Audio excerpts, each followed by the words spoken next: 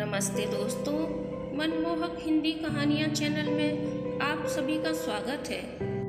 आज की हमारी कहानी है बीती कहानी का राज। आपको हमारी कहानी पसंद आती है तो वीडियो को लाइक और चैनल को सब्सक्राइब जरूर कीजिएगा। उनकी निगाहों में जाने कितने ही रंग समाये हैं, पर हर रंग में मुझे अपना ही अक्स नजर आता है। अजय ने एकटक जया को देखते हुए कहा तो वह हंस पड़ी। चलो आज तुम्हें अपने पेरेंट्स से मिलवा दूं। अजय ने जया का हाथ थामकर फिर से कहा। जया खुशी से चीख पड़ी। सच? उसके चेहरे पर शर्म की लाली बिखर गई। माहौल में और भी रंग भरते हुए अजय ने कहा, सोचता हूँ लगे हाथ उनसे हमारी शादी का दिन भी तय करवा लूं। जया ने हौले से पलकें उठाते हुए कहा, सीधे शब्दों में कहो ना कि तुम मुझे प्रपोज कर रहे हो। इतने निराले अंदाज में तो कभी किसी ने प्रपोज नहीं किया होगा। जया की बात सुनकर अजय हंस पड़ा, फिर गंभीर होता हुआ बोला, सच जया, बहुत प्यार करने लगा हूँ तुम्हें और तुमसे जुदा होकर जीने की बात सोच भी नहीं सकता। इसीलिए चाहता हूँ जल्द से जल्द हमारे रिश्ते को घर वालों की भी स्वीकृति मिल जाए।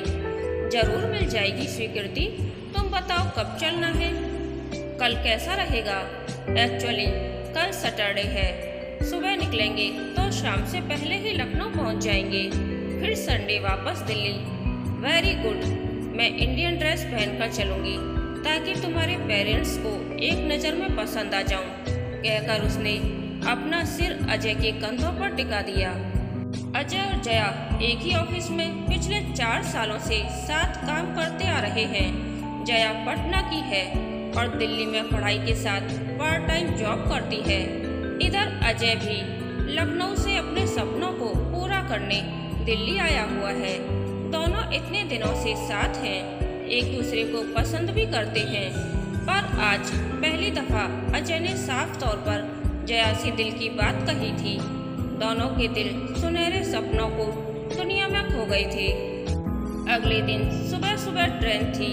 जया ने एक सुंदर हल्के नीले रंग का फ्रॉक सूट पहना, उस पर गुलाबी रंग का काम किया हुआ दुपट्टा लिया, माथे पर नीले रंग की बिंदी लगाई, होठों पर हल्का गुलाबी लिपस्टिक लगाकर बालों को खुले छोड़ दिए। हाई हील्स पहनकर जब वह अजय के सामने आई तो वह आहें भरते हुए बोला, आज तो महताब जमीन पर उतर आया है, साथ साथ चलेगी रोशनी सारी रात। मिस्टर शायर, आप कहें तो हम प्रस्थान करें? मुस्कुराकर जया ने कहा और दोनों एक दूसरे का हाथ पकड़े आगे बढ़ गए। पूरे रास्ते दोनों भावी जीवन के सपने देखते रहे। घर पहुंचकर अजय ने बेल बजाई तो जया का दिल धड़क उठा। वह पहली बार अपनी भावी सास ससुर से मिलने वाली थी। दरवाजा अजय की माँ ने खोला, पीछे से उसके पिता भी आ गए। जया ने जल्दी से दुपट्टा सिर पर रखकर सास ससुर के पैर छुए और आशीर्वाद लिया। सास ने उसे गले से लगा लिया और प्यार से अंदर ले आई। इधर जया इस बात को लेकर चकित थी कि पहली बार मिलने के बावजूद उसे अजय के माता पिता का चेहरा जाना पहचाना सा लग रहा था। वह असमंजस की स्थिति में थी।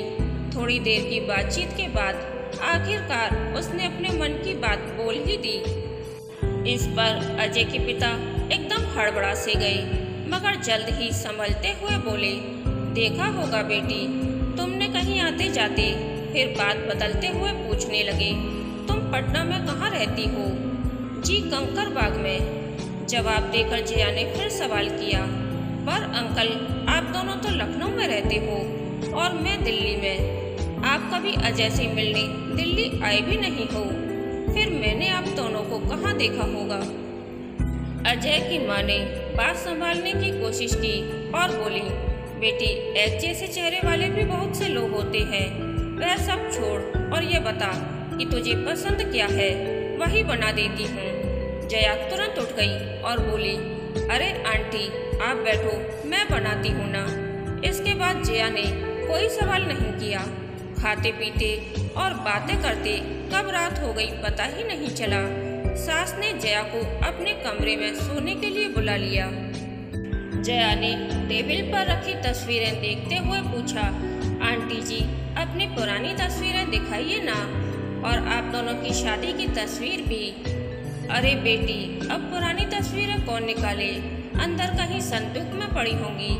और वैसे भी हमने कोर्ट मैरिज की थी। कोर्ट मैरिज क्या बात है आंटी, उस जमाने में आपने कोर्ट मैरिज कर ली। अब चल सो जा जया, पुरानी बातें याद करने से क्या फायदा। कहकर सास करवट बदल कर सो गई। इधर जया सोच में डूबी रही। अगले दिन दोनों दिल्ली के लिए वापस रवाना हो गए।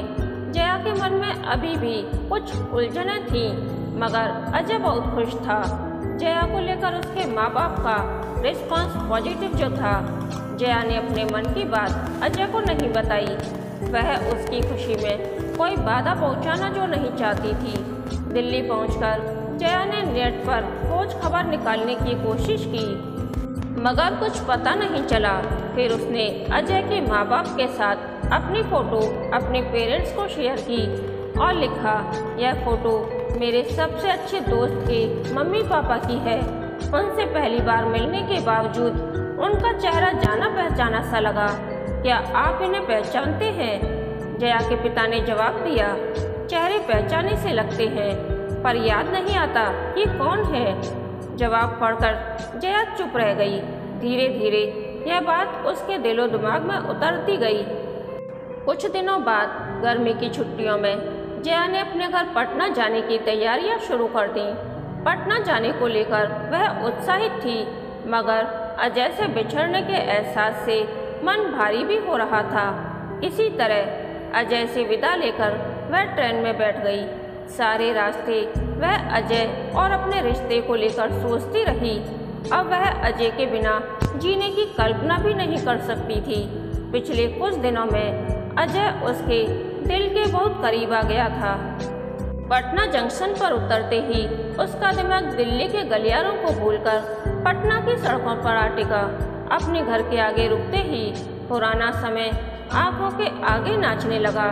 जब स्कूल में पढ़ने वाली जया अपने घर आंगन को गुलजार रखती थी, वह मम्मी पापा की इकलौती लाडली बिटिया जो थी। दरवाजा खोलते ही माँ ने उसे गले से लगा लिया। अपने कमरे का दरवाजा खुलते ही पुरानी यादों के साए फिर से उसके मन को छूने लगे। बैग एक कोने में पटककर वह बिस्तर पर लुढ़क गई। 2 दिन जया ने जमकर आराम किया और मम्मी पापा को अपनी नई जिंदगी से जुड़े किस्से सुनाए। तीसरे दिन वह थोड़ी एक्टिव हुई और घर की सफाई करने लगी। सफाई के दौरान उसे जाले लगी एक पुरानी तस्वीर दिखी। तस्वीर करीब 30-35 साल पहले की थी, जब उसके मम्मी पापा कॉलेज में थे। जाले पोंछकर जया ध्यान से तस्वीर देखने लगी कि अचानक उसे तस्वीर में अजय के पिता दिखाई दिए। हालांकि वे काफी बदले हुए नजर आ रहे थे, मगर वह उनका चेहरा एक नजर में ही पहचान गई थी। बगल में ही उसे अजय की माँ भी दिख गई। जया को अब सारी बात समझ आने लगी थी कि क्यों उसे उन दोनों के चेहरे जाने पहचाने लग रहे थे। बचपन में उसने कई बार वह फोटो बहुत ध्यान से देखी थी, पर उसे अब तक यह समझ नहीं आया था कि उसके मम्मी पापा ने अजय के पेरेंट्स की फोटो पहचानी क्यों नहीं, जबकि वे कॉलेज में साथ थे। काफी देर तक जया यही सब सोचती रही। तभी उसे शीला काकी का ख्याल आया। उसके परिवार के साथ उनका रिश्ता बहुत पुराना था। जया ने अपने साथ वह तस्वीर भी ले ली। शीला आंटी का बेटा संजय उसका बचपन का साथी था। शीला काकी ने उसे देखते ही गले से लगा लिया। कुछ देर बैठने के बाद जया ने वह तस्वीर निकाली और काकी को दिखाई। काकी तुरंत तस्वीर पहचान गई। तब जया ने अजय के पेरेंट्स की तस्वीर दिखाई, जिसमें वह भी थी। इस तस्वीर को देखकर काकी चौंकी और फिर बोली, अरे तुम नवीन और निशा से कब मिली? वे दोनों कैसे हैं बेटा? आप जानती हैं इन्हें? हाँ मेरी बच्ची, ये तस्वीर दिखा अपने पापा वाली। उसमें भी तो वे दोनों खड़े हैं ना। पर मम्मी पापा ने तो इन्हें पहचाना नहीं। जया की बात सुनकर काकी थोड़ी गंभीर हो गई। फिर बोली, कैसे पहचानेंगे? उसका घर जो चलाया था तेरे पापा ने, घर जलाया था। पर क्यों काकी?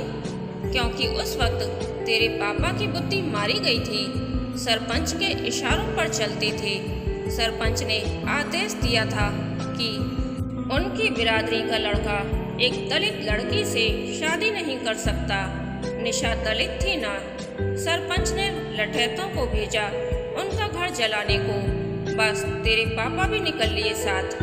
यह भी नहीं सोचा कि अपने दोस्त का घर जलाने जा रहे हैं। उसकी आंख तो तब खुली जब उनका पुश्तैनी घर पूरी तरह जलाने के बाद सरपंच के लड़कों ने नवीन के बूढ़े माँ बाप को भी मार डाला। छोटी बहन को घर में जिंदा जला दिया। यह सब देखकर तेरे बाप की रूह कांप उठी और उसने उसी दिन से सरपंच का साथ पूरी तरह छोड़ दिया। इधर नवीन और निशा किसी तरह अपनी जान बचाकर कहीं भाग गए। वे कहाँ गए, उनके साथ क्या हुआ, यह कोई नहीं जानता। जया चुपचाप काकी से यह बीती कहानी सुनती रही। उसकी आंखों के आगे अब सब कुछ स्पष्ट हो चुका था। क्या आप मुझे उनका जला हुआ घर दिखा सकती हो? बेटा, उनका पुश्तैनी घर तो सालों पहले खंडर में तब्दील हो चुका है और आज तक खंडर ही है। कोई नहीं जाता उधर। तू कहती है तो मैं संजय को भेजती हूँ तेरे साथ। जया संजय के साथ उस खंडरनुमा घर को देखने पहुंची। टूटी जली इमारतें, खाली पड़े आधे अधूरे कमरे, दरकी हुई दीवारें, दब घोंटता वीरानापन, सब चीख चीख कर उस स्याह काली रात का दर्द बयां करते दिखे। जया ने मोबाइल से तस्वीरें खींची। एक एक जगह जाकर उस दर्द को महसूस किया। फिर अपने घर लौट आई।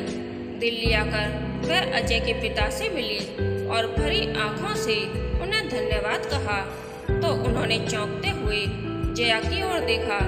जया ने कहा, अंकल, मैं पटना के कंकड़बाग में उसी मोहल्ले में रहती हूँ जहाँ कभी आप दोनों भी थे। इतनी मुसीबतें आने के बाद भी आपने आंटी का साथ नहीं छोड़ा, अपने प्यार को निभाया, इतनी हिम्मत दिखाई। You are great uncle. उसकी बातें सुनकर अजय के पिता की आंखें भर आईं।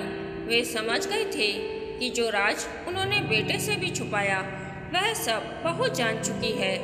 अजय के पिता ने जया के सर पर आशीर्वाद का हाथ रखा और फिर हौले से मुस्कुरा दिए। जया ने फैसला कर लिया था कि अब वह जल्दी ही अजय से शादी कर लेगी, मगर अपने पिता को इस शादी में नहीं बुलाएगी। अजय से भी सच्चाई छिपा कर रखेगी। इसी बीच मम्मी ने फोन पर बताया कि अगले सप्ताह पापा का कैटरेक्ट का ऑपरेशन होने वाला है। यह सुनकर उसने अजय से बात की और उसे कोर्ट मैरिज करने के लिए तैयार कर लिया। कुछ खास लोगों की उपस्थिति में कोर्ट मैरिज करके आर्य समाजी तरीके से शादी करना तय हुआ। जया ने जानबूझकर शादी की तारीख 15 दिन बाद की रखवाई, जब उसके पापा का ऑपरेशन हो चुका हो और उसकी शादी में केवल उसकी मम्मी ही आ सकें। शादी वाले दिन जया की मम्मी ने अजय की मम्मी को देखा तो खुद को रोक नहीं सकी और निशा कहकर एकदम से उनके गले लग गई। 30 साल पुरानी सहेलियां जो मिली थीं। अजय के पिता भी जया की मम्मी को देखकर चकित थे। तीनों भीगी पलकों से पुराने दिन याद करने लगे। नियत समय पर शादी भी हो गई। सारा कार्यक्रम अच्छी तरह निपट गया। जया की मम्मी अब घर लौटने वाली थी। ट्रेन में बैठने से पहले उन्होंने जया को गले लगाया और रोती हुई बोली, बेटा, मैं समझ गई हूँ कि तूने ऐसा इंतजाम क्यों किया ताकि केवल मुझे ही शादी में बुलाना पड़े।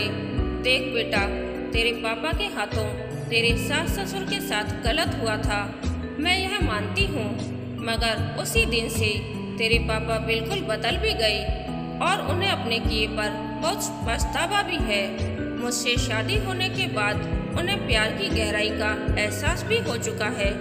जानती है, मैं जब आ रही थी तो तेरे पापा ने क्या कहा था? क्या कहा था मम्मी? उन्होंने कहा, मुझे लग रहा है मेरी बच्ची मेरे पाप धोने वाली है।